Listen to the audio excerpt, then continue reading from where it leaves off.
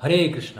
শুধু গৌর ভক্তবৃন্দ, শ্রী শ্রী গঙ্গা পূজা ও দশহরার গুরুত্ব বা তাৎপর্য কি? আগামী 24শে জুন, 9ই আষাঢ়, বুধবার সকল সনাতনীদের শ্রী শ্রী গঙ্গা পূজা ও দশহরা পালন করা অবশ্য কর্তব্য। সনাতন শাস্ত্রগ্রন্থে গঙ্গা নদী বা গঙ্গা দেবীকে অত্যন্ত পবিত্র ও ভগবৎ সেবার অংশ হিসাবে বিবেচনা করা হয়।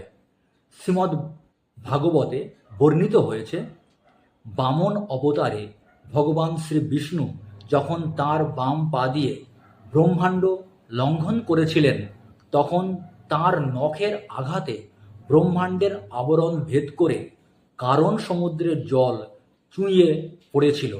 সেই জলই দেবী গঙ্গা রূপে শিবের মস্তকে এবং পরবর্তীতে মর্তে প্রবাহিত হয়।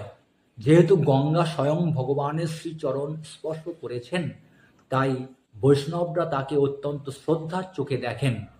বৈষ্ণবরা গঙ্গাকে সাধারণ নদী না মনে করে ভগবান শ্রী বিষ্ণুর চরণামৃত জ্ঞান করে ভগবান শ্রী বিষ্ণুর প্রতি ভক্তির প্রতীক মনে করে পূজা করেন।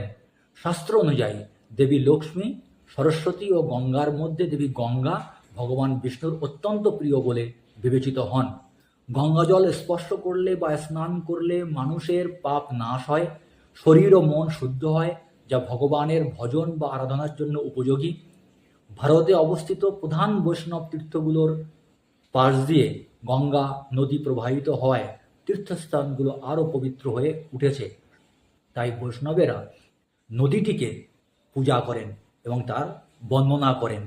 ইস্কন সহ বিভিন্ন বৈষ্ণবীয় ধারায় মা গঙ্গার মহিমাকে স্মরণ করা হয় এবং শ্রী গঙ্গা আবির্ভাব দিবস উপলক্ষে বিশেষ পূজা পাঠের ব্যবস্থা করা হয়। জ্যৈষ্ঠ মাসের শুক্লপক্ষের দশমী তিথিকে গঙ্গা পূজা ও দশহরা বলা হয়।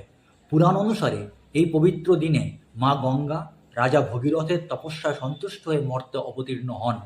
দিনটিতে গঙ্গা স্নান ও পূজার মাধ্যমে ভক্তরা দশবিধ পাপ, 3টি শারীরিক, 4টি বাচনিক এবং 3টি মানসিক পাপ থেকে মুক্তি লাভ করেন। এই দিন মা গঙ্গাকে 10টি ফুল, 10টি ফল ও 10টি প্রদীপ নিবেদন করা হয়।